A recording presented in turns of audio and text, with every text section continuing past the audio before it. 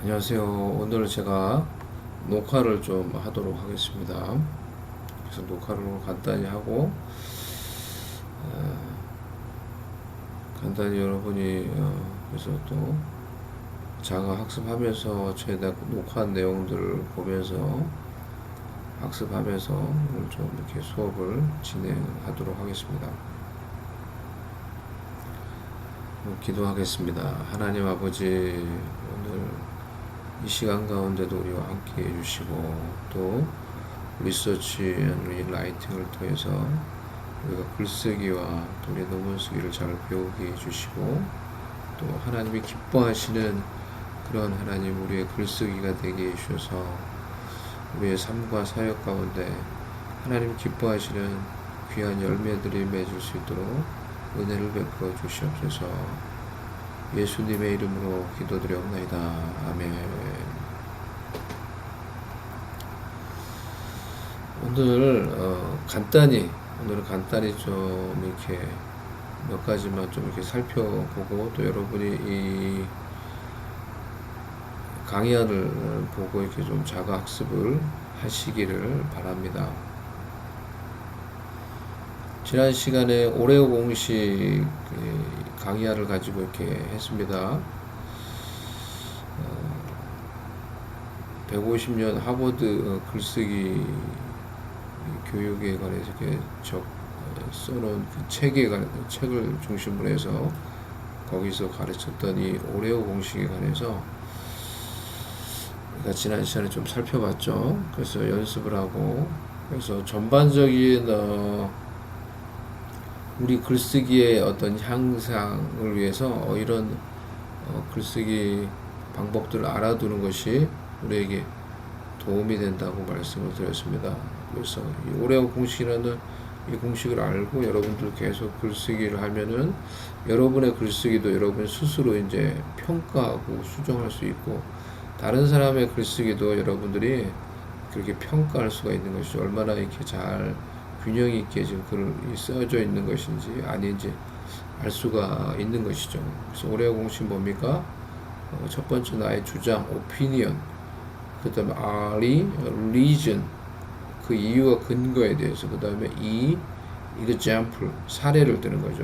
구체적인 사례, 내 사례든지 다른 사람의 사례든지 사례를 드는 거예요. 그리고 다시 opinion, 나의 주장을 결론적으로 다시 한번 확언하면서 다시 재진술하면서, 그리고 어떤 그럼 무엇을 해야 되는가, 또 무언가를 서제스천하고 이렇게 하면서 글을 마치는 것, 그것이 오레오 공식이다. 이와 같은 어떤 방법을 가지고 글을 쓸 때 아주 설득력 있는, 간결하면서도 설득력 있는 이 청중과 이 독자에게 의미가 있는 어떤 글쓰기와 이 커뮤니케이션을 할 수 있게 된다 라는 것에 대해서 말씀을 드렸습니다.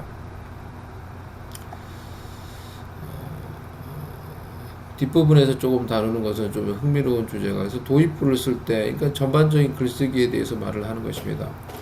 어떤 내가 무슨 글을 쓰든지 글을 쓸 때 좀 더 흥미있는 도입부를 쓰는 기술에 대해서 말을 하는 것입니다. 처음에 말을 할 때도 마찬가지고, 내가 글을 쓸 때도 처음에 이 나의 독자, 청중들을 이렇게 잡을 수 있는 그런 시간이 되게 중요하거든요. 설교 때도 사실 그것이 좀 되게 중요하고, 무언가를 할 때 항상 아주 이제 중요합니다. 청중들이 매력을 느끼고 들어봐야 되겠는데, 읽어봐야 되겠는데 라는 어떤 마음과 호기심이 들도록, 그런 매력이 들도록 이렇게 앞부분을 시작할 수 있다고 하면은 그 글쓰기, 그 커뮤니케이션은 아주 효과적인 이제 커뮤니케이션과 글쓰기가 될 가능성이 높은 것이죠.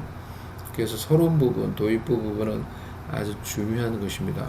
근데 영화 예고편과 같은, 영화 예고편이 어때요? 요즘 이제 좋은 영화들은 이 앞부분을 얘기하는 것이, 이제 앞부분에 어떤 이 청중을 사로잡을 수 있는 어떤 그런 것들을 딱 집어넣어서 시작을 하는 경우가 많이 있죠. 재미있는 아주 흥미로운 어떤 아주 극적인 사건으로 이제 막 시작을 하는 거예요. 청중들이 다 거기에 빨려 들어가는 것이죠. 그리고 나서 그 어떤 사건에 대해서 어떤 하나씩 실마리를 풀어주면서 어떤 무엇을 의미하는지 하나씩 이렇게 천천히 이야기해주면서 이제 이 청중들을 쫙 이끌어가는 것입니다. 청중들의 관심과 그 집중을 쫙 이끌어가는 거예요. 그게 좋은 영화가 가지고 있는 어떤 모습인 거죠. 글쓰기를 그렇게 할 수 있다면 얼마나 좋겠어요. 그런 것에 대해서 이제 말씀을 좀 이제 드렸던 것입니다. 그래서 도입부에서 무슨 내용의 글인지 알려주는 징검다리를 놓는 것에 대해서 지난 시간에 얘기를 했죠. 이 사람의 이제 글이에요. 이 책을 쓴 저자가 소개해준 자신의 글입니다. 오늘 나는 일찌감치 신촌으로 향한다. 지하철이 신촌역에 도착하기 전부터 내 심장이 두근거린다. 이게 좋은 이제 도입부라는 거예요. 여기까지만 읽었을 때 여러분 읽고 싶습니까? 안 읽고 싶어요. 읽고 싶은 거죠. 그러니까 이 독자의 호기심과 관심을 이끌어내는 거예요. 왜 심장이 두근거리지? 뭘 두려워하나? 왜 이 사람이 이런 말 했지? 근데 이 사람은 곧바로 그러니까 그 다음에 어떤 이 실마리를 얘기해 줬어요. 징검다리를 얘기해 줬어요. 징검다리가 될 수 있는 걸 제공을 해야 된다 얘기했는데 이게 그 징검다리가 바로 이거예요. 책 쓰기 코치인 나는. 이게 징검다리죠. 아, 이 사람이 책 쓰기 코치, 글쓰기 코칭을 하는 사람이구나. 벌써 이제 독자가 딱 감을 잡는 거예요. 그러니까 이 사람 말은 도입본에서 퀘스천을 줄 뿐만이 아니라 어느 정도 그것에 대한 실마리를 좀 주라는 거죠. 이 사람은. 그렇게 해야지 계속 이제 독자를 이끌어가는 게 좋다. 이분이 얘기한 어떤 어느 정도 의미가 있는 이야기죠. 그래서 이제 저도 이제 그거는 이제 생각을 해봤거든요. 그래서 이런 이제 시나리오 쓰는 법에 제가 관심이 많아서 책도 많이 읽고 좋은 책을 가지고 있었는데 그 책을 찾지 못해서 참 내가 여러분한테 좀 더 디테일한 걸 소개를 못 해줘서 좀 아쉬운데, 그러니까 시나리오도 그렇단 말이에요. 영화 시나리오도 퀘스천을 시작하는 게 되게 중요하구나. 궁금증을 일으키는 게 되게 중요하구나. 근데 계속 영화 같은 경우도 어떤 계속 궁금증으로 막 끝났다가 그냥 끝나버리는 영화, 그런 영화 간혹 본 적 있죠. 그럼 나중에 독자들이 짜증이 내죠. 청중도 이게 뭐야.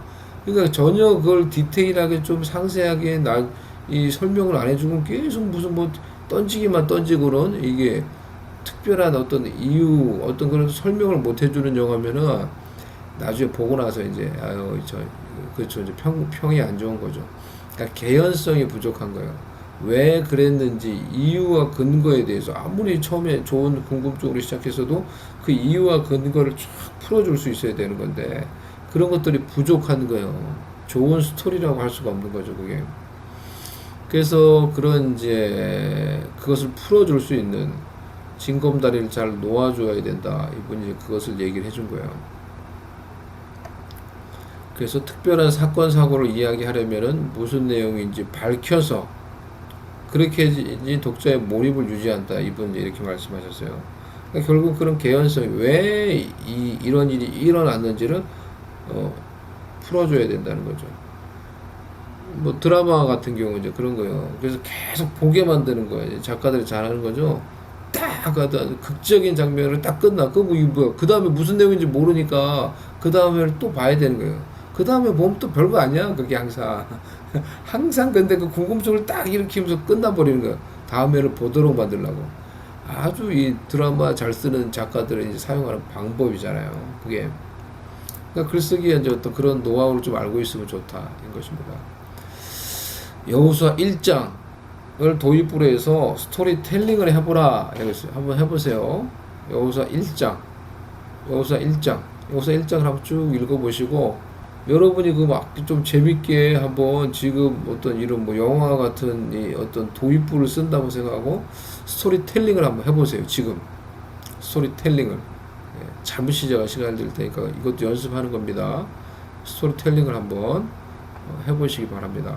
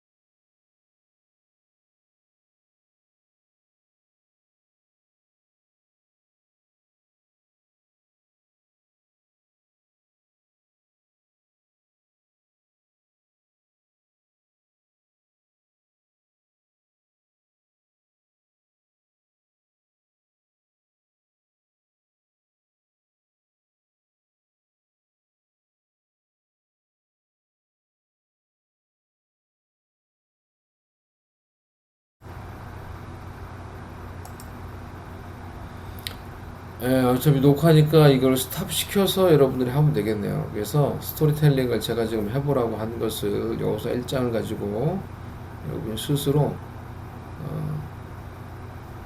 이 영상을 이제 스탑을 시켜놓고 스토리텔링을 한번 해보시면 좋겠어요. 글쓰기를 연습을 계속 하는 게 되게 중요합니다. 그래서 계속 이제 사실은 연습을 하고 계속 서로 이렇게 이야기하고 이제 그렇게 하는 게 도움이 되는데요. 글쓰기 수업은 충분히 그래서 영상을 스탑을 시켜놓고 여기서 1장을 도입부로 스토리텔링을 여러분이 영화와 같은 도입부를 쓴다고 생각하고 한번 스토리텔링을 해보는 거예요. 해보셨으면 한번 이렇게 한번 적어보죠. 제가 이제 적은 거예요. 한번 그냥 연습을 위해서 제가 이게 적은 건데 제가 적은 걸 한번 읽어보면 그날도 여호수아는 홀로 광야를 걷고 있었습니다. 모세가 살아있을 때 함께 거닐던 그 광야 산책길을 이제는 홀로 걷고 있습니다. 모세가 그의 곁을 떠났기 때문입니다. 아니 모세가 이스라엘 백성들을 떠나 하나님께로 돌아갔기 때문입니다. 모세와 함께 걷던 이 광야 산책길은 은혜와 평안의 시간이었습니다. 하지만 이제 홀로 걷는 이 광야의 길은 어색함과 두려움과 걱정이 몰려오는 당황스러운 길이 되어버렸습니다. 이제는 그는 모세 없이 200만의 이스라엘을 이끌어야 하는 한 사람이 되었기 때문입니다.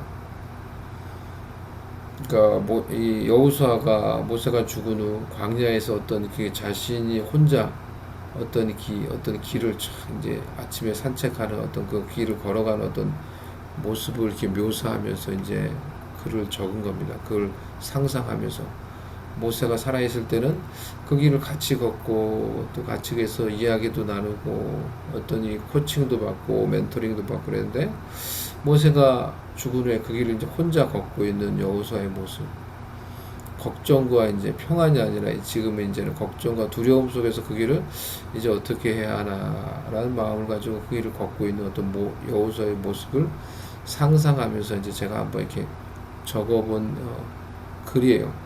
그러니까 여호수아 1장을 설명하려고 할 때 어떤 이런 식으로 이렇게 이야기하면서 여호수아 1장을 설명하는 거는 어떨까 그런 생각을 하면서 적어본 거예요. 좀 더 색다를 수 있겠죠. 그래서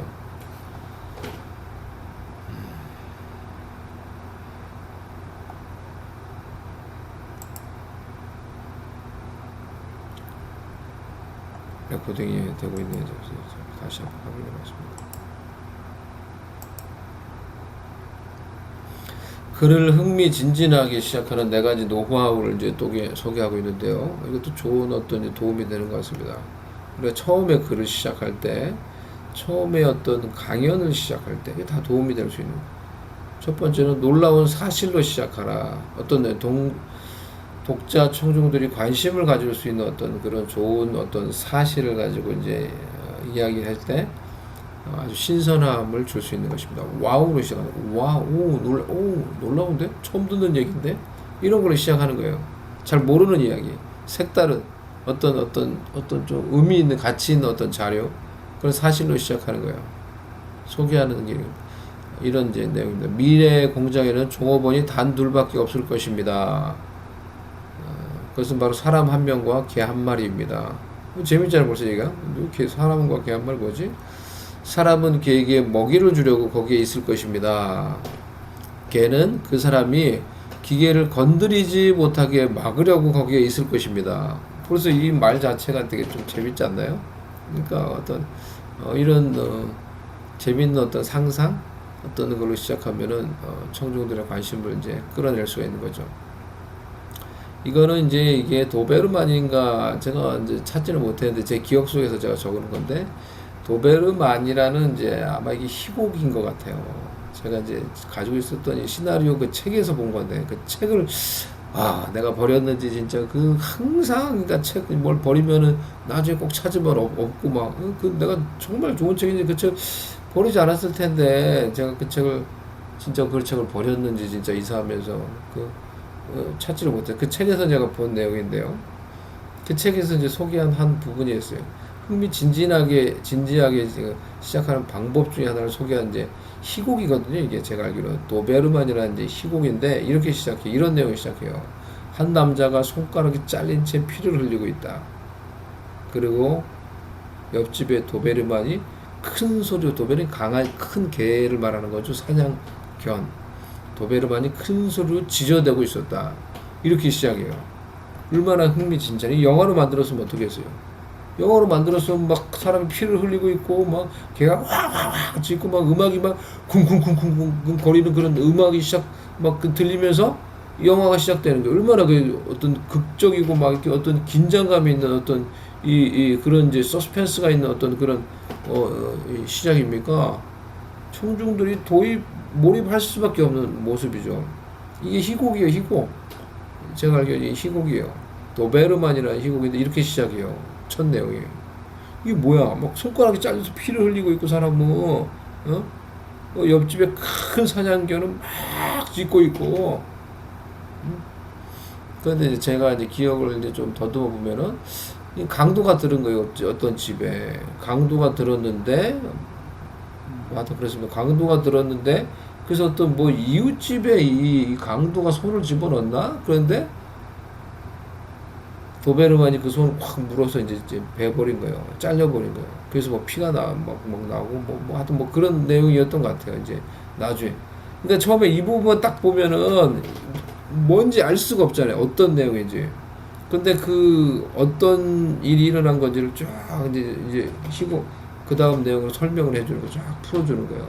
아, 강도가 들었구나. 어떤 집에 강도가 들어서 결국 무슨 뭐 강도가 이렇게 하다가 이 걔한테 물려가지고 피가 지금 막 흘리고 지금 손가락이 잘리고 그 다음 이제 그럼 어떻게 되는 거지? 계속 그러면서 그 스토리를 이끌어가는 거죠.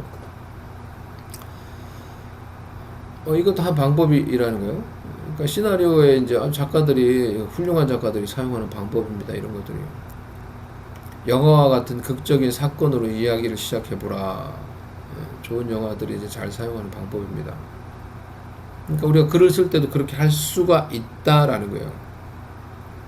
그리고 흥미로운 사례로 interesting example를 이제 소개하는 것입니다. 이런 거 영국의 90%가 세금을 냈습니다. 영국의 국세청에서는 세금 체납자에게 세금을 내야 하는 이 사람들에게 이 독촉장의 이 한마디를 더해서 세금을 전년도에 대비 9조 3천억 원을 더 거두었다는 거예요. 탁월한 방법이죠. 영국의 90%가 세금을 냈습니다. 그 말을 했더니 자기는 세금을 안 내니 10%에 들어가는구나. 야, 뭐 하여튼 뭐 그러니까 뭐 어떤 뭐 여러 가지 뭐 생각이 들어서 많은 사람들이 세금을 냈다. 좋은 사례가 되는 거죠. 인용문으로 이제 이런 경우도 많이 있죠. 설교나 이제 어떤 그런 걸 할 때도 인용문으로 시작하는 거죠. 좋은 어떤 문구로 행복한 사람은 모두 비슷비슷한 모습을 하고 있는데 불행한 사람은 제각기 다른 모습을 하고 있다라는 글이 있습니다. 왜 그럴까요? 이렇게 하면 질문하면서 그럼 내가 이제 생각하고 했던 어떤 이유들을 쫙 얘기하나. 제가 생각할 때는 이런 이유가 있는 것 같습니다. 그래서 내가 하고 싶은 이야기를 쭉 한다. 내가 다루고 싶은 주제를 이야기한다. 아주 좋은 이제 시작이 되는 거죠. 얼마나 관심이 있는 어떤 글이나 강연이 되겠습니까? 네 번째, 내가 이야기하는 이유와 핵심의 의견을 언급하는 거예요. 처음부터. 그리고 다트머스 대학교 뇌과학부와 엠마 템플턴 연구진이 400명을 대상으로 실험한 결과 두 가지 행동을 동시에 하면은 집중력이 흐트러져 어느 하나도 제대로 기억하지 못하는 것으로 드러났다. 내가 왜 이야기를 하는가 하면 관찰력을 기르려면은 기록하거나 사진을 찍기보다 보는 것에 집중하는 것이 훨씬 낫다고 말하기 위해서입니다. 이것도 되게 좋은 거죠. 아주 좋은 어떤 연구 결과를 얘기하면서 자기의 이유, 자기 말하고 싶은 주제를 딱 먼저 말을 하는 거예요. 그러니까 되게 이제 이게 이제 좋은 글이 되는 거예요. 강력한 글이 되는 거예요. 그러니까 독자가 딱 쉽게 말하면 결론부터 먼저 말을 해주는 거예요. 딱 얘기하고. 이럴 때 되게 이제 호소력 있는 글, 어떤 강의, 뭐 설교 그런 게 될 수가 있는 것입니다. 다섯 번째, 문제부터 시작하라. 문제부터 시작하라. 이것도 이제 좋은 이제 설교 방법 중에 이제 하나인 건데요. 유진 로울이라는 이제 아주 탁월한 설교 가가 있었거든요. 또 설교를 가르치는 이제 교수님이었는데 유진 로울이가 이제 제시한 이제 방법 중에 하나예요. 이게 어떤 이제 설교를 할 때 계속해서 독자들의 이 청중들의 관심을 끌어내면서 그렇게 하기 위한 방법을 유진 로우이라는 교수님 이제 설교학 교수님이 이제 제시했는데 그 책을 제가 참 재미있게 이제 잘 읽었어요. 적용도 해보고 그분이 제시한 게 문제부터 시작하는 거예요. 내가 다루고자 하는 주제에 대한 문제부터 시작하는 거예요. 왜 우리는 부부관계에서 우리가 생각했던 것과 다른 이야기를 하다 보면 다른 어떤 갈등과 어떤 이 어려움에 처하는 경우가 많이 있습니다. 어떤 이 문제 왜 그럴까? 어떤 문제에 대해서 먼저 말하는 거예요. 우리의 삶 가운데 있는 어떤 문제에 대해서 먼저 말하는 거예요. 우리 삶 가운데 있는 문제를 먼저 말했기 때문에 독자들의 관심을 끌어들일 수밖에 없죠. 왜냐하면 내 삶의 문제를 벌써 이 사람이 얘기했기 때문에 그 문제를 먼저 얘기하는 거야. 우리 삶 가운데 이런 문제가 있습니다. 그리고 그 이유에 대해서 말하고 그것에 대한 어떤 분석을 얘기해주고 그 다음에 해결책을 얘기해주는 거예요. 성경을 가지고 그것에 대한 해결책을 얘기해주는 거예요. 이게 이제 유진 로우리 교수님이 말했던 그가 이제 가르치고 또 이렇게 책을 통해서 이제 설명해 줬던 한 설교 방법이거든요. 이것도 이제 좋은 어떤 방법이 될 수 있죠. 늘 그렇게 하면 또 좀 식상할 수 있겠지만은, 이렇게, 내가 이렇게 한 번씩 이렇게 이러한 방법들을 사용할 수 있으면은, 이게 아주 매력적인 이제 강의 기술, 또 글쓰기 기술이 될 수가 있는 것입니다. 우리 삶의 문제에서부터 시작을 하는 거예요. 이런 것들을, 여러분들이 가지고, 잘 이런 것들을 이제 알고 사용할 수 있으면은 여러분은 아주 좋은 글쓰기 작가 그리고 아주 이렇게 매력 있는 어떤 뭐 스피커가 될 수가 있는 거예요. 제가 얼마나 이거 한번 해보세요. 이 5가지를 여러분이 한번 실행을 해서 여러분들이 할 수 있다고 하면은 여러분 아주 좋은 스피커나 글쓰기 작가가 될 이제 어떤 준비를 하는 것입니다. 이걸 가지고 한번 연습을 해보세요. 위의 방법들을 사용해서 자신의 글쓰기를 시작해보라 라고 했죠. 여러분이 좀 많이 글을 써야 된다. 그러면 지금 제가 이렇게 소개해준 이 방법을 가지고 한번 글을 쓰는 연습을 해보시기 바랍니다. 여기까지가 오레오 공식을 활용한 글쓰기 방법 150년 비법 하버드 글쓰기 이제 그 책에서 소개한 글쓰기 방법들을 이제 간략히 다룬 것입니다. 이것들을 이제 기억을 하시고 여러분들 글쓰기 연습을 하고 또 여러분의 글쓰기 가운데 잘 활용을 할 수 있기를 바랍니다. 오늘 좀 더 다룰 이제 한 가지 더 주제는 이제 라이팅에 대해서 이제 글쓰기에 대해서 리서치에 대해서 좀 한 가지 주제만 오늘 다루도록 하겠는데요. 전반적인 글쓰기에 대해서 제가 지금까지 좀 많이 설명을 해드렸어요. 그래서 우리가 배웠던 이 강의안을 한번 보시고 글쓰기 연습을 하셔서 여러분의 글쓰기의 향상이 있도록 여러분의 글쓰기에 도움이 되도록 이렇게 잘 활용을 하실 수 있으면 좋겠어요. 리서치에 대해서 오늘 한 가지 주제만 좀 다루도록 하겠는데요. 이 주제 Finding Direction 이라는 주제를 오늘 좀 다루도록 하겠습니다. 이거는 From Topic to Thesis 라는 그 책의 챕터 1을 가지고 제가 요약을 하고 또 이제 적용을 한 내용입니다. 첫 번째 Finding Direction, 즉 내 방향을 내 리서치 페이퍼, 내 논문의 주제와 방향을 정하는 거예요. 처음에 그럼 내가 리서치 페이퍼를 써야 된다. 어디서부터 시작해야 되나? 어떻게 시작해야 되나? 라는 것에 대한 디렉션을 주는 거예요. 그것에 대해서 이제 잠시 살펴보도록 하겠는데요. 저도 리서치 페이퍼를 쓰고 또 논문도 박사 논문도 쓰고 했는데 이런 걸 사실은 좀 더 잘 구체적으로 배우지 못하고 썼어요. 그렇기 때문에 얼마나 힘들었는지 몰라요. 논문을 쓴다는 게 얼마나 사실 이게 힘든 일인가 어떤 그런 좀 이 고통 가운데 글을 썼는지 몰라요. 힘들게. 그래서 이런 것을 여러분 알고 있는 거는 아주 여러분에게 사실 되게 중요한 도움이 돼요. 저한테도 도움이 되고, 네? 이 글쓰기, 리서치 페이퍼를 이제 막 배우는 여러분에게도 사실 너무나 중요한 거예요. 그래서 이게 필수 과목이 돼야 되는 거예요, 사실은. 그래서 여러분이 이제 이제 대학원에 와서 이제 수업을 듣기 전에 사실 먼저 좀 이제 배워야 되는 그런 이제 과목이 되는 것입니다. 먼저 봅시다. 그럼 논문 주제 정하기. 이게 되게 중요하거든요. 그래서 제가, 우리 이 수업에서도 50%의 과제가 여러분, 리서치 페이퍼 쓰는 거예요. 10장 정도, 10장 내외, 최소한 10장은 좀 쓰셔야 될 것 같아요. 10장도 많은 내용이 아닌데, 지금. 그래서 그 리서치 페이퍼에 대한 여러분 논문 주제를 먼저 정하셔야 돼요. 지금 이제 그걸 생각하고 계셔야 돼요.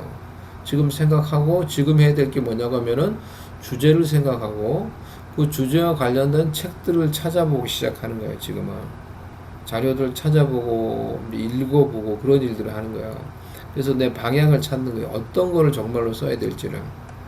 논문 주제를 생각하고, 논문 주제에 대해서 저하고도 그 이야기를 하면서 뭘 하냐고 내로우 다운을 하는 게 되게 필요하더라고요. 그러니까 주제를 좁히는 거예요. 일반적으로 우리가 주제를 정하면 우리는 이제 광대하게 주제를 잡더라고요. 저도 그랬고. 주제를 이제 내로우 다운하는 걸 잘 못해요, 우리가. 그래서 그냥 너무 광범위한 걸 잡는 거예요. 근데 그 광범위한 것 중에서 정말 스페시픽한 내가 해야 될 한 영역만을 딱 주제로 잡는 그런 게 필요한 거예요. 그래서 어떤 거냐고 하면 측정 가능한 거예요. 그러니까 내 주제가 많은 경우에 이게 측정할 수 있는 것, 그런 주제에 대고 measurable하고 어떤 이 특별한 어떤 분야이어야 한다라는 거예요. 저의 이제 탈봇에서 제가 이제 목회학 박사 과정을 했는데요. 제 박사 논문 주제는 이거였어요. Implementing spiritual formation for adolescents in mentoring group relationship. 길죠. 하지만 이게 제가 그래도 내로 다운한 거예요.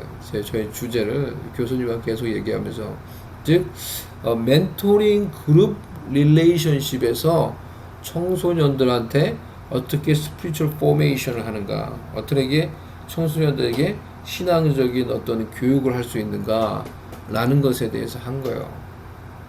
이렇게 한 이유는 이제 이유가 뭐냐면은 이게 나한테 내가 멘토링 다음 세대에 관한 어떤 걸 하고 싶었는데, 이런 멘토링 그룹 릴레이션십이라는 걸 잡은 이유가 이게 지금 그때 나의 이 사역 환경에서 메저업을 한 것이기 때문이었어요.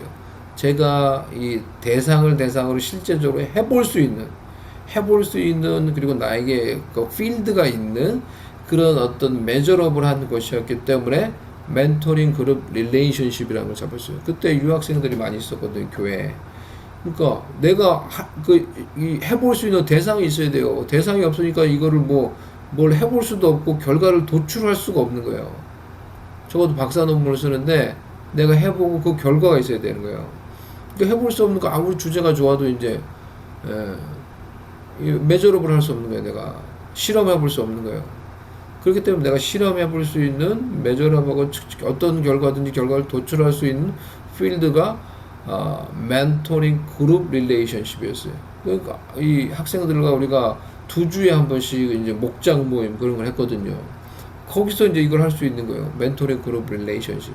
그래서 멘토링 그룹 릴레이션십이라는 주제를 잡은 거고, 어돌레센트, 우리 교회에 청소년들이 많이 있었으니까 할 수가 있는 거죠. 그리고 그들한테는 신앙교육 하는 거, 다음 세대 신앙교육 하는 거, 제가 이제 그거에 관심이 있었던 거거든요. 그래서 내가 할 수 있는, 내가 측정할 수 있는 메저러블한 필드를 찾아가지고 결국 이제 주제를 내가 딱 잡은 거예요. 나중에 이걸 잡는 것도 어려웠어요. 처음에는 이걸 잡는 것도. 그러니까 여러분들도 이제 논문을 쓴다. 리서치 페이퍼를 쓴다. 이런 식으로 어떤 여러분들의 이 스페시픽한 주제, 필드를 잡는 거예요. 주제를 정할 때 필요한 질문들이 내가 관심 있는 분야인가? 그러니까 내가 관심 있어요. 이거 제가 관심 있는 거니까 했어요. 다음 세대를 하고 싶었어요. 패밀리 미니스트리에 대해서 제가 사실은 이제 가정에서 부모를 통해 신앙 교육하는 것을 하고 싶었어요. 근데 우리 교회 필드가 없는 거예요. 필드가. 그것을 내가 측정해 볼 수 있는 필드가 없는 거예요. 그래서 이 젊은 부모님이 있고 이 자녀를 지금 신앙양을 그런 필드가 없는 거예요. 다 나이 드신 분들이 있고 하니까 그걸 할 수가 없었던 거예요. 관심 있는 분야인가? 내가 왜 이 분야에 대해서 리서치를 하기 원하는가? 생각해 보는 거예요. 주제를 정할 때. 나는 이 분야에 대해서 어느 정도 사전 지식을 가지고 있는가? 이것도 되게 중요해요. 내가 이미 어느 정도 사전 지식을 가지고 있다는 게 도움이 되죠. 그리고 논쟁이 되고 있는 분야인가? 이게 사회적으로 이슈가 되는가? 논쟁이 되는가? 패밀리 미니스트리에 세대 간 제자를 위한 부모를 통한 자녀 신앙 양육이 논쟁이 되고 이슈가 됩니까? 아주 중요한 이슈가 되는 거죠. 왜?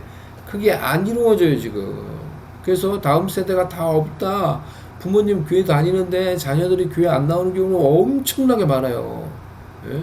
지금. 그러니까 사실은 교회 안에서 되게 중요한 이슈가 되는 거죠. 예. 그리고 이 논문이 학문적, 사회적 공헌을 할 수 있는가? 내 논문이. 그쵸? 내가 그런 분야에서 글을 썼다면 이게 다음 세대를 신앙 양육하는 데 도움이 될 수 있는 거니까 이 세상 가운데 공헌을 할 수가 있는 거죠. 예? 공헌을 할 수 있는. 가치가 있는 어떤 리서치 페이퍼가 된다는 거예요.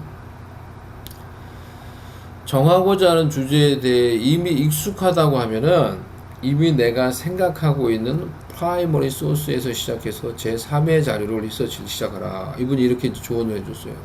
내가 이미 좀 알고 있다고 하면은 프라이머리 소스에서 제3의 자료로 당신 이 영역에 대해서 그렇지 않다면 초보라고 하면은 3차 자료에서부터 시작해서 톨티오리 소스에서 3차 자료에서부터 시작해서 프라이머리 소스로 나아가라. 이 3차 자료가 뭐냐, 프라이머리 소스가 뭐냐, 이제 이걸 이제 좀 생각해 보는 건데요. 이걸 안다는 자체가 이제 벌써 이제 이제 디렉션을 찾는 데 도움이 되는 거예요. 이것에 대해서 개념도 사실은 저도 어느 정도는 알았지만 잘 몰랐는데 이 책을 통해서 더 도움을 받았어요. 저도. 나중에 봅시다. 그리고 이미 다루었던 주제에 대해서는 가능하면 다루지 말라. 그럼 이제 이미 똑같은 결론을 내리면은 사실은 내가 내 논문이 그렇게 가치가 있지는 않을 거잖아요. 그리고 이미 그럼 똑같은 주제에 대해서 나보다 더 탁월한 사람이 이미 다 말을 해놓고 다 리서치를 다 해놨어. 나는 그걸 또 반복해. 그러면 이렇게 뭐 어떤 의미가 있지? 그런 생각을 어떻게 보면 내가 아무리 노력해서도 내 리서치, 내 논문은 가치가 어떻게 보면 떨어지잖아요. 그러니까 가능한 한 다루지 않은 주제를 다루라는 거예요. 이제 교수님들이 지도해 줄 때 다루지 않은 주제를 다루고 그래서 가치가 있다는 거죠. 학문적으로. 좋은 리서치 페이퍼는 충분한 시간이 필요하다. 시간을 많이 들여야 된다는 거예요.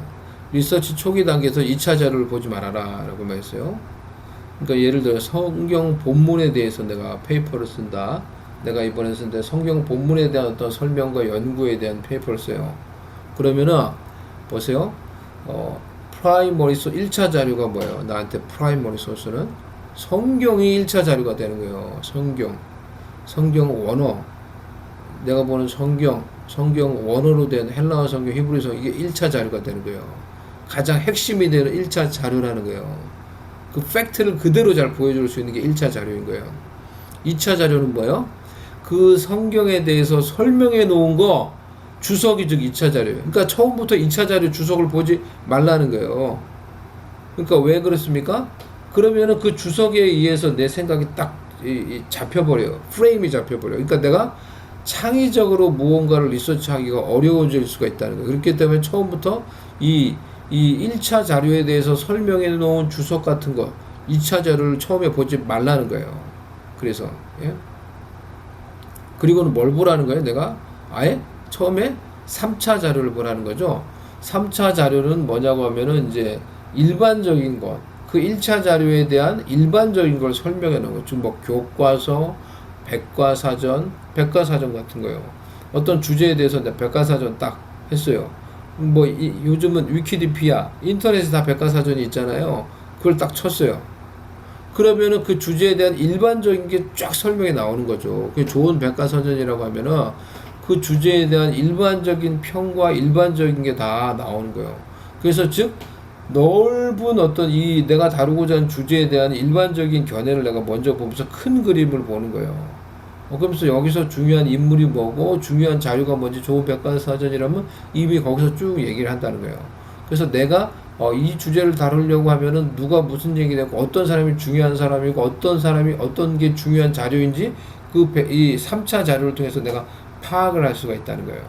그렇기 때문에 내가 그것에 대한 이 주제에 대한 지식이 없다고 하면은 1차 자료 그리고 3차 자료를 먼저 보면서 큰 그림과 어떤 방향을 잡는 게 되게 중요하다라는 거예요. 아시겠습니까? 예. 그래서 당신의 리서치가 프라이머리 소스에 머물도록 하기 위함이다. 그러니까 방향을 잡는 단계에서 오직 3차 자료에 깊이 의존하는 것이다. 이것이 당신이 3차 자료를 통해 이 분야에 대한 기본적인 개념을 잡는 것이다. 그래서 이런 3차 자료들을 당신의 리서치 페이퍼를 소개할 때 사용할 수 있다. 서론 부분에서 이제 어떤 이 개요적인 것을 설명할 때 3차 자료에서 했던 그런 어떤 내용들 가지고 여러분의 이 주제에 대해서 이제 설명할 수 있다는 거예요. 3차 자료가 이제 그런 거기 때문에 일반적인 것들을 설명하는 거기 때문에 어떤 이 주제에 대해서 그러니까 1차 자료, 2차 자료, 3차 자료가 뭔지 아는 게 필요하죠. 그래가지고 그걸 이제 잘 내가 시적절하게 때에 맞춰서 사용할 줄 아는 게 필요하다는 거예요. Question to ask the authority source. 3차 자료에 대한 이제 질문이에요. 질문들 이런 거죠. 무엇이 적절한 필요한 프라이머리 소스인가? 당신이 이것에 대한 답을 안다고 하면은 당신이 이미 프라이머리 소스를 읽은 것이다. 나에게 지금 프라이머리 소스가 뭔지 내가 알고 있다고 하면 난 프라이머리 소스를 알고 있는 거예요. 그러니까 이미 읽어본 거예요. 제가 그래서 논문의 주제를 이렇게 쫙 할 때 교수님이 물어보더라고요. 프라이머리 소스가 뭡니까? 딱 물어보는 거예요, 나한테. 그래서 이게 정확하게 개념이 없었는데 내가 그 교수님 프라이머리 소스가 뭡니까? 물어보려고 하다가 그냥 제가 대답을 했어요. 이게 대충 감을 잡고, 그러니까 내가 메인으로 사용했던 이 자료였던 거예요, 그게. 내가 계속 즐겨보면서, 논문을 쓰고 싶어 했던 어떤 그런, 내용이 담겨 있는 책. 그게 나한테 프라이머리 소스였어요. 그래서 무슨 책이다 얘기를 했죠. 그러면 이제 그걸 잘 알고 있네. 그러면서 나보고 이제 그걸 가지고 이제 어떻게 보면 해라 얘기를 하시더라고요. 그래서 누가 이 주제에 관한 핵심 인물, 키 펄슨인가? 프라이머리 소스가 있으면 여러분 그게 아는 거예요. 그래서 그 책에 대해서 그거에 대해서 아주 그냥 뭐 책을 많이 쓰고 분석적인 이야기를 많이 해놓고 여러 가지 어떤 이 좋은 어떤 의견 견해들을 많이 막 적어놓은 사람, 책을 쓴 사람, 그 사람이 키 펄슨인 거예요. 내가 이제 의존할 키 펄슨인 거예요. 좋은 3차 자료는 우리에게 이 분야에 대해 이런 공헌을 한 인물들을 소개해 준다라는 것입니다. 무엇이 핵심 도서 자료인가? 2차, 3차 자료는 당신이 읽어야 할 저널 아티클 등을 언급할 것이다. 그래서 이제 좋은 아티클을 찾는 것도 사실 되게 도움이 됩니다. 좋은 아티클을. 저도 그래서 이제 아티클을 보면서 사실은 이제 도움을 많이 얻었어요. 그러니까 좋은 아티클을 찾아보는 게 아주 도움이 될 수 있어요. 짧은 아티클 그런 것들 그래서 잘 찾아보면은 핵심 이슈는 무엇인가? 어떤 경우 당신은 대화의 장으로 들어간다는 것을 기억하라. 그 대화를 시작하기 전에 이미 그것에 대해 어떤 이슈가 있는지 알 필요가 있다. 즉, 그러니까 논의를 하는 것입니다. 나의 글 가운데 이것이 뭐가 좋고 또 논쟁이 되는 게 무엇인지 논의를 한다는 거예요. 디스커션을 하게 된다는 거예요. 글을 쓰면서. 그러니까 그 이슈가 뭔지 논쟁이 되는 게 뭔지 충분히 알고 있어야지 그걸 다룰 수가 있는 거죠. 즉 다른 의견, 반대 의견을 다루고 그것에 대해서 내가 그럼 나름대로 반박을 할 수 있어야 될 거잖아요. 내 주제에 대해서 반대 의견이 있다는 것을 알면은 그것에 대해서 내가 또 이야기할 수 있어야 된다는 거죠. Question to ask the primary source. primary source에 대해서 질문인데요. 당신이 가지고 있는 주제에 관해 어떤 부분이 명백하게 관련이 있는가. 두 번째, 이 분야에서 어떤 이슈가 당신의 관심을 일으키는가. 이 질문이 당신의 주제를 좀 더 특정화하는 데 도움을 줄 것이다. 그러니까 여러분이 다루고자 하는 주제에서 어떤 이슈에서 정말 여러분이 관심이 있는 거죠. 왜 그래서 이 주제에 관해서 글을 쓰고 싶은 건지 한번 더 생각을 해보는 것입니다. 당신이 만들 수 있는 가능성 있는 논점은 무엇입니까? 이런 걸 생각을 하는 거예요. 그러니까 이렇게 자료를 찾아보면서 프라이머리 소스를 찾아보면서 이런 것들을 그러니까 논지에 대해서 계속 생각을 해보는 것입니다. 그럼 내가 어떤 논지를 나름 만들 것인가? 그 논지를 만들면 이제 글을 쓸 수가 있는 거죠. 그럼 이 논지를 어떻게 내가 설명하고 설득할 것인가를 이제 만들어 가는 거예요. 아까 이제 오레오 공식에서 이제 했던 것처럼 논문도 어떻게 보면 확장된 것이죠. 그런 또 글쓰기가 확장된 거죠. 그래서 이 논지를 내가 뭐 어떻게 설명하고 어떻게 예를 들고 어떻게 이 독자들을 설득해 갈 것인가. 논점에 대해서 그리고 이제 이 논지에 대해서 생각을 하는 것입니다. 프라이머리 소스. 그래서 프라이머리 소스가 무엇인가라는 것에 대해서 이제 그래서 프라이머리 소스는 연구자가 직접 수집한 데이터나 원자료 그리고 내가 이 논문 쓸 때 주로 핵심적으로 사용하는 자료, 그게 프라이머리 소스라고 생각을 하시면 돼요.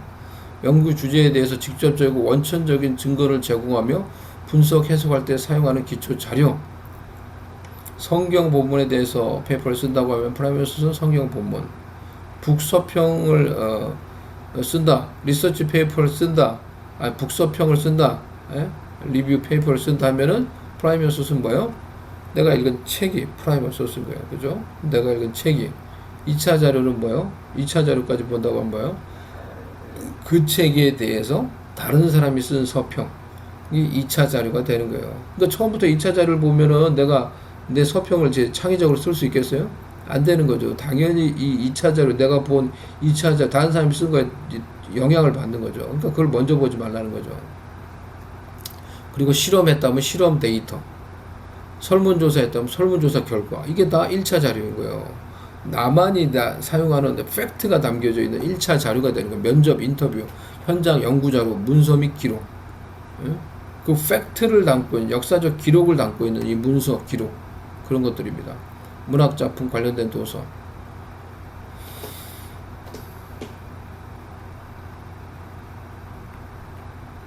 이런 것입니다. 이게 프라이머리 소스고요. 세컨더리 소스, 제가 설명을 했죠. 1차 자료를 분석, 해석, 요약하거나 논평한 자료들이에요. 주석집, 설명서. 1차 자료는 직접적으로 경험하거나 기록된 원자료, 역사적 문서, 원본, 논문, 일기, 인터뷰 뭐 이런 거. 2차 자료는 그것을 바탕으로 1차 자료를 바탕으로 쓴 주석집이라는 거예요. 해설서, 뭐 리뷰, 논평 이게 다 2차 자료예요. 2차 자료. 그러니까 감이 잡히죠. 로마서에 대해서 리서치 페이퍼 쓴다. 로마서에 대한 주석책이 2차 자료인 거예요. 2차 자료. 다시 제가 설명을 했습니다. 솔티어리 소스 3차 자료. 1차 자료와 2차 자료를 종합하고 정리한 자료가 3차 자료인 거예요. 그래서 개요, 요약, 일반적인 정보. 2차 자료와 3차 자료의 구별 질문이라고 했는데 이 자료가 어떤 특정한 이슈에 관해서 논쟁, 주장을 일으키는가 이 주장을 가지고 있어서 막 그것을 주장하고 있어요. 그거는 2차 자료예요. 이 1차 자료에 대해서 글을 쓰는 사람이 논지를 가지고 주장하고 있는 거면 2차 자료라는 거예요. 2차 자료. 그러니까 내가 쓰는 리서치 페이퍼도 결국 내가 리서치 페이퍼를 완성하면 이거는 뭐예요? 이것도 다른 사람이 볼 때 2차 자료가 되는 거예요. 왜냐하면 1차 자료에 대한 그리고 다른 많은 자료에 대한 나의 논지가 주장이 들어간 거잖아요. 그게 2차 자료가 되는 거예요. 3차 자료는 뭐예요? 그런 어떤 이 글쓴이의 주장이 들어가는 게 아니라 객관적인 설명인 거예요. 객관적인 설명. 이런 주장이 있더라. 이런 주장이 있더라. 또 다른 반박은 이런 게 있더라. 이런 설명을 하는 거, 백과사전과 같이 그런 게 3차 자료라는 거예요. 구별이 되죠. 그런 어떤 이 논지에 대한 주장이 있으면 2차 자료, 그렇지 않고 설명만 있으면 3차 자료. 그 3차 자료가 뭐예요? 백과사전, 사전, 연감, 교과서, 뭐 매뉴얼, 참고서적, 뭐 이런 게 3차 자료가 된다는 것입니다. 저한테 이제 적용을 해봤어요. 그러니까 제가 이제 저도 이제 글을 제가 쓰고 책을 쓰고 싶어서 지금 이렇게 이게 계속 이렇게 준비하고 글을 계속 쓰고 있는데 저한테도 이게 이제 도움이 되는 거예요. 제가 구원론과 성화에 관해서 지금 사실은 글을 이게 쓰고 있어요. 그래서 쓰다 보면 좀 막히고 그래서 뭐 시간 되면 좀 쓰고 이제 이렇게 하는데 그러면은 저한테 이제 질문을 해본 거예요. 왜 이 주제에 관해서 글을 쓰고 싶은가? 저의 이제 답은 이거예요. 한국교회 구원에 대해서 한국교회가 구원을 다시 성화, 행위에 연결시켜서 회개를 강조하는 설교가 유행하고 있기 때문이라는 거예요. 그렇기 때문에 성도의 삶이 이렇게 안 따른다고 해가지고 이제 설교자들이 어떻게 설교하냐면 구원과 행위를 그렇게 살고 구원받지 못한다. 한 번 구원이 영원한 구원이 아니다. 응? 우리가 천국 가는 거 보장된 거 아니다. 막 이렇게 설교하면서 회개를 강조하는 거예요. 삶이 이제 안 되니까 성도들이. 근데 그것이 정말 신학적으로 바른 것이며 그것이 정말 성경에서 가르치는 어떤 구원론의 가르침인가 라는 것을 깊이 있게 생각해야 된다는 거예요. 저의 결론은 저의 이 논지는 그게 많은 경우에 성경적이지 않다는 거예요. 그렇기 때문에 이런 글을 써야 되는구나 라는 것을 제가 많은 어떤 부담감을 가지고 있는 거예요. 예?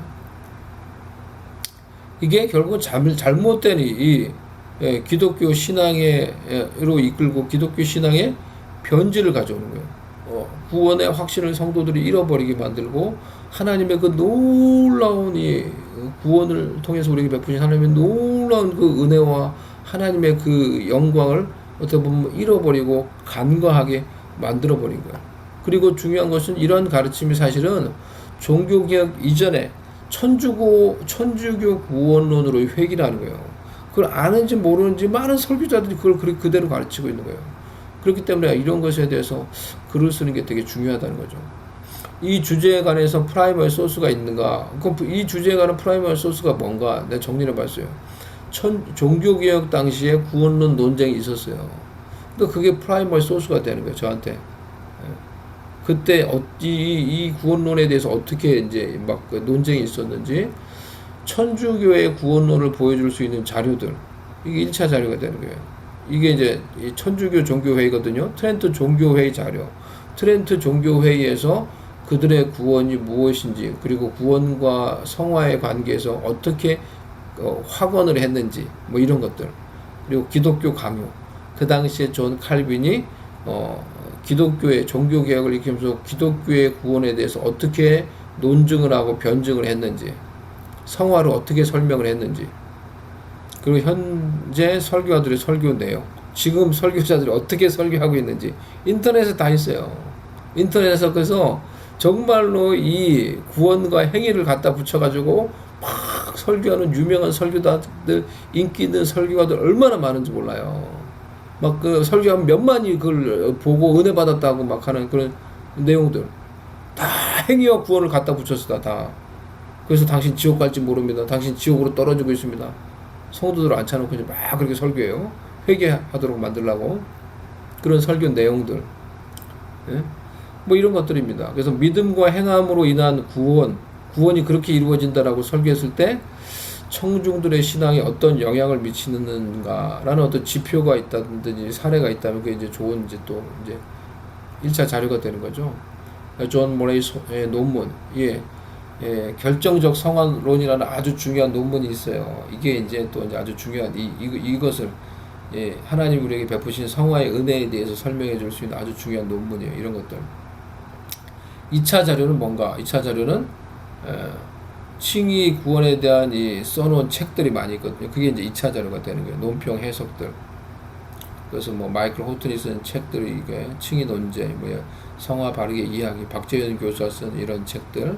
이게 이제 이 구원과 성화에 관해서 써놓은 이 2차 자료인 거예요.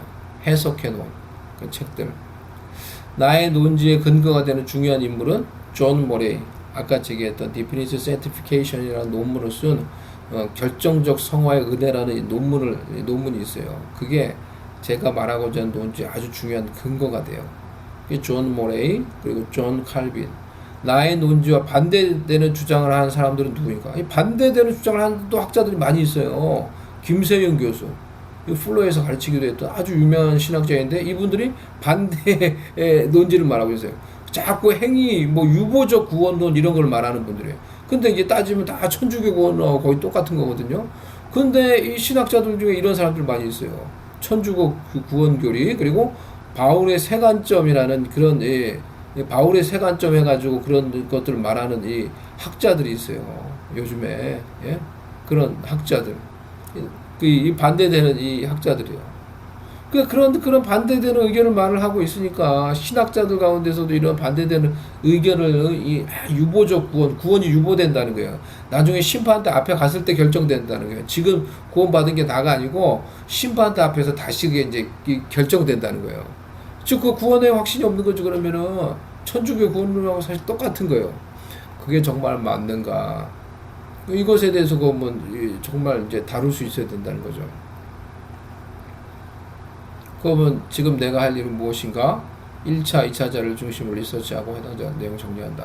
이런 것들이 제가 이번에 지금 이 첫 번째 주제 Finding Direction을 이제 공부하고 또 이렇게 살펴보면서 내가 쓰고자 하는 글에 대해서 내가 이제 적용을 해본 거예요. 그러니까 이와 같이 여러분 적용할 수 있어요.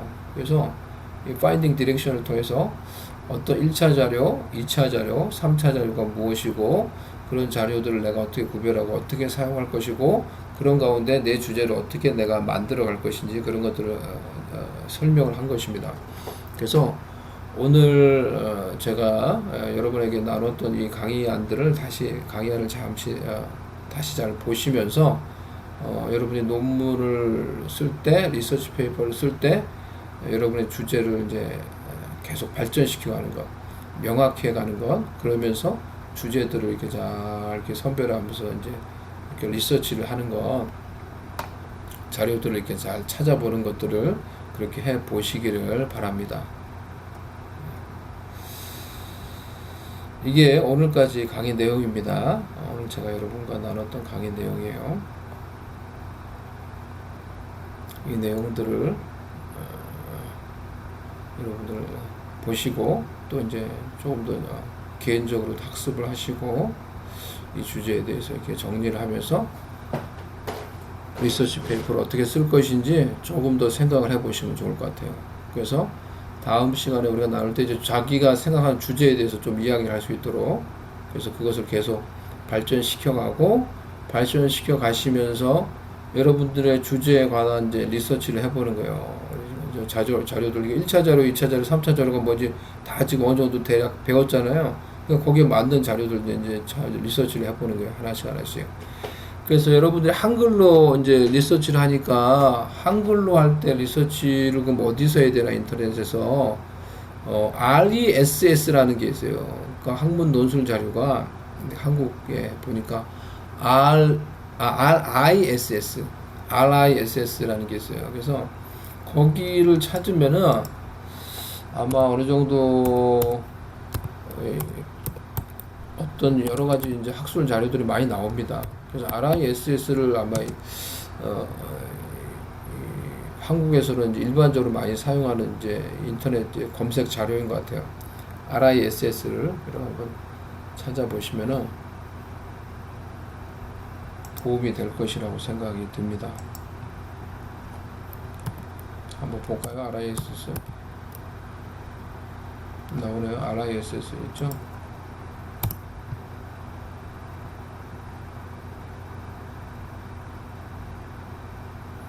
여기서 뭐 이렇게 로그인도 해 놓으시고 이렇게 여기서 이제 찾아보면 쭉 나와요. 찾아보시면 찾아볼까요? 제가 한번 세대간 제작을 쳤어요. 그러니까 제가 이제 제가 D6 이제 제가 잘 아는 이런 책 리뷰도 나오네요. D6 DNA 책인데 이 책에 이제 제가 읽은 책인데 이 책도 다 제가 볼 때는 이 책에 대한 북 리뷰로 해놨네요. 뭐 이런 자료들이 이렇게 쭉쭉쭉. 뭐 단행본도 나오고 이제 뭐 논문도 나오고 쭉 학위 논문도 나오고 다 나오잖아요, 그렇죠? 그래서 이런 것들 이제 하는 거예요. 작은 아티클이 있으면 아티클을 먼저 읽으면 이제 도움이 되죠, 여러분이. 이제 논문을 다 읽을 수 없으니까. 그러니까 논문도 이제 보면서 이제 선별해서 읽는 거예요. 다 처음부터 끝까지 시간이 없잖아요. 그러니까 읽고 싶은 내가 그러니까 주제를 잡는 게 그렇게 중요한 거예요.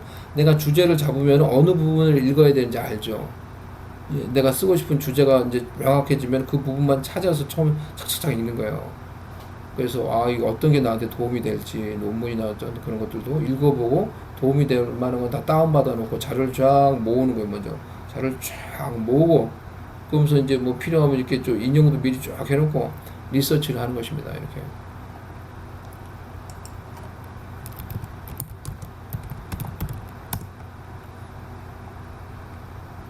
구글 리서치, 구글 스칼라인가 봅니다. 이게 구글 학술 검색도 많이 사용한다고 제가 본 것 같은데, 그러니까 구글 학술 검색에도 해보 나오는 것 같아요, 자료들이. 그러니까 이런 데서 찾아볼 수 있는 구글 학술 검색 나오잖아요. 똑같이 해볼까요, 그러면? 세대간 제자 훈련 뭐가 나오는지? 내가 세대간 제자 훈련에서 리서치를 하고 싶어요, 그러면. 나오는 거 비슷한 자료가 쭉 나오잖아요, 보니까 또. 이거 다 논문 쓴 거예요, 논문. 리서치 페이퍼 한 거예요. 거의 비슷하게 나오네요, 그죠? 더 잘 나오는지. 제가 두 개를 가르쳐줘서 RIS하고 이 구글 리서치, 구글 학술 검색.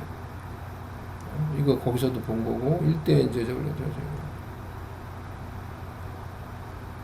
이런 것들 내가 관심 있는 걸 이제 쭉쭉 읽어보는 거예요. 그래서 뭐를 내가 사용할지. Z세대를 위한 기독교가요. 뭐 이런 거 나오잖아요.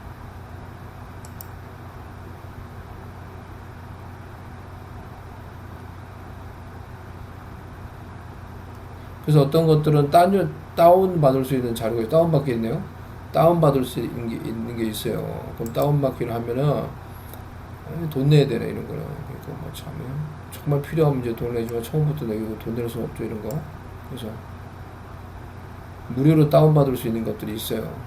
그러니까 이렇게 인터넷에서 리서치하고 도서관에 가서도 그 리서치하고 우리 학교 도서관에 어떤 책이 있는지 리서치도 하고 그렇게 하는 것입니다.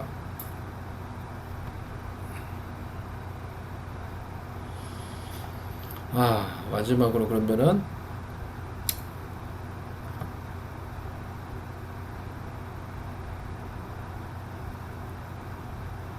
우리 학교 도서관 우리 학교 도서관 제가 말씀드린 대로 라이브러리 월드 여러분이 이게 이 라이브러리 월드 들어와서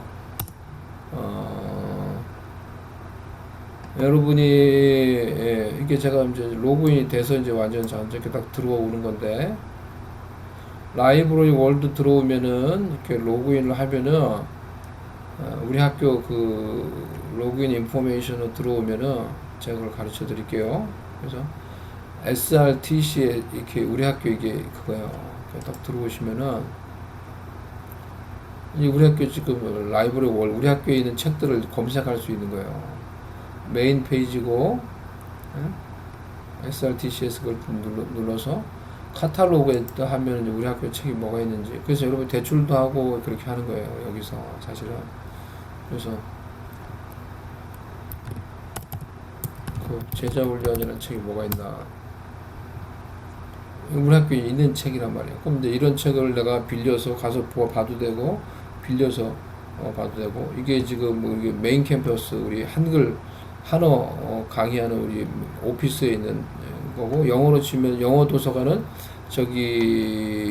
저쪽에 영어 캠퍼스 베다니 캠퍼스에 있단 말이에요. 영어 책은. 그래서 영어로 치면 영어 책도 좀 나와요. 그러니까 이렇게 해서 도서관에 있는 책도 이제 검색해서 내가 사용할 수 있고 그런 것입니다. 이런 방법을 가지고 리서치를 이제 시작을 하는 거예요. 주제를 정하고 그 주제에 맞는 리서치를 하고 글을 이제 읽어보고 자료들을 이제 모으기 시작을 하는 것입니다. 여기까지 오늘 하도록 하겠습니다. 제가 한번 기도하겠습니다.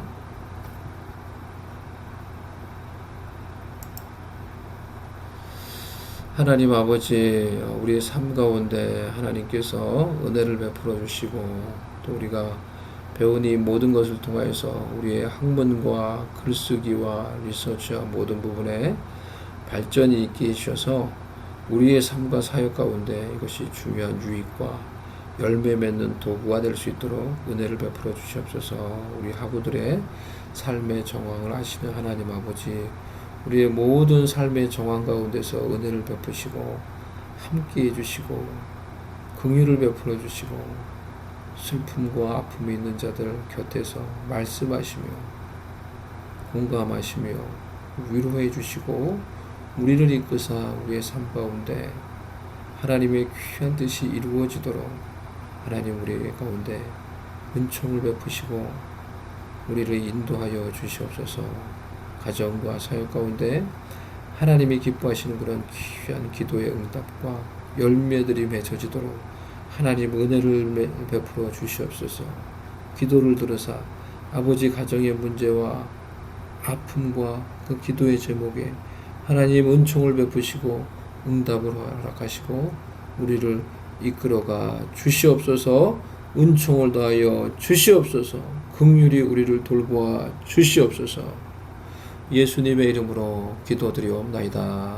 아멘. 네, 수고하셨습니다. 보시고 또 이렇게 강의를 좀 살펴보시기 바랍니다.